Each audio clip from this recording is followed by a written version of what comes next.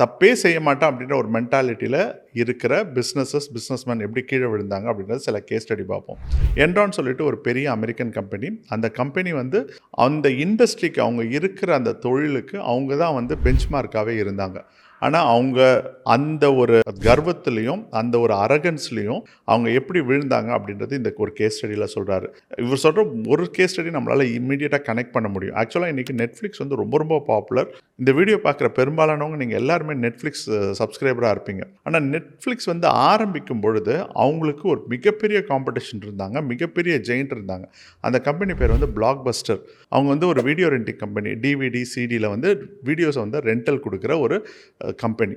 பெரிய அளவில் அமெரிக்கா ஃபுல்லாக மேக்ஸிமம் மார்க்கெட் ஷேரில் இருந்தாங்க. நெட்ஃப்ளிக்ஸ் வந்து ஒரு சின்ன கம்பெனி. அவங்க ஆரம்பிக்கும் போது பிளாக் பஸ்டர் கிட்ட போய் கேட்குறாங்க, நம்ம பார்ட்னர்ஷிப் சேர்ந்து பண்ணலாம், நாங்கள் ஸ்ட்ரீமிங் சர்வீஸ் ஸ்டார்ட் பண்ண போகிறோம் அப்படின்னு சொல்லிட்டு.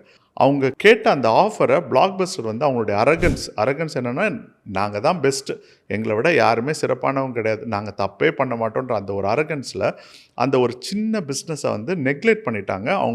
அவங்க கொடுத்த நெட்ஃப்ளிக்ஸ் கொடுத்த ஆஃபரை பொருட்படுத்தவே இல்லை. என்ன நடந்ததுன்னு உங்களுக்கே தெரியும். இன்றைக்கி பிளாக் பஸ்டர்ன்ற அந்த கம்பெனி பேங்க்ரப்ட் ஆகிடுச்சு. இன்றைக்கி நெட்ஃப்ளிக்ஸ் வந்து உலகத்தினுடைய மிகப்பெரிய மீடியா கம்பெனியாக, மிகப்பெரிய டெக் கம்பெனியாக இன்றைக்கி உருவெடுத்திருக்குது.